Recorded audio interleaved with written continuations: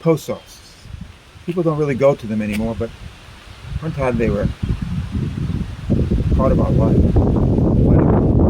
Postcards, receiving postcards, and I used to travel the world, and our address was Poste Restante GPO, Bangkok, Ubud, Bali, Jakarta, and Kathmandu. Now, when my brother passed away in 1995, I was going out with Barbara Mosley, a married woman from Virginia, and I called her Ms. Virginia. But I had met her husband, Charles, and I liked him, and I said, this is something I can't do anymore. Uh, I'm not really someone who obeys the Ten Commandments, because I don't like don'ts, I like do's. And the thing is, do be faithful. And I told Barbara that before I left, after my brother's death, that I was going to the holiest place in the world. I said, we can't go on like this.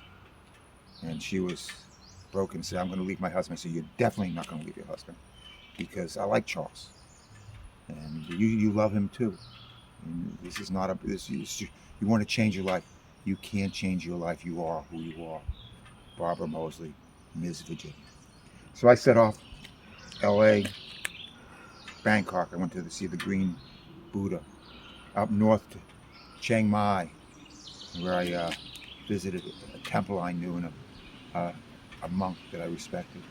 I flew into China, going up to Kunming, Dali, Lijiang.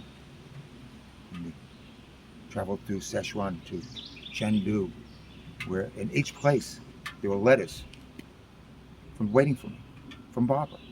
One letter in Chiang Mai, 3 letters in Chengdu. And when I got to Lhasa in Tibet, when I was going to visit the Jokan and meet with Rinpoches and reincarnations and travel to distant temples, there were 10 letters. And they were all gushing about how much she loved me and tell me to meet you someplace along the line. And showed it to my friend who I made there, Tim Challen, and also Josh Hemingway, and says, oh, this woman really loves you. And I said, yeah, I guess so. He said, do you love her back? I said, I love her, but not that way. And I told her about the husband. He says, he's from the south. Does he carry a gun? And I said, yeah. And he says, and you shouldn't go down there ever again. Now, and so I spent about a month in Tibet, and my visa was running up for China, and I couldn't renew it. And I traveled across the Himalayas into Kathmandu, and I got sick on Giardia, horribly ill. But I finally was good and well enough after a week, and I went outside, and I thought my eyes were damaged, but there was a lunar eclipse. I could see the Himalayas in glowing weird green. And I went to the GPO, and I said, my name's Peter Smith. Are there any letters for me? And the post guy says, it's him! It's the man with the letters! And I went, what? And he comes out with almost like a bag of letters, like 30 letters. This woman loves you. I said, you look like, no, but she smell it. She's sending you love. And I said, holy shit. And I went through them, and each one was even more desperate for my love. And I said, why can't I love someone like she loves me?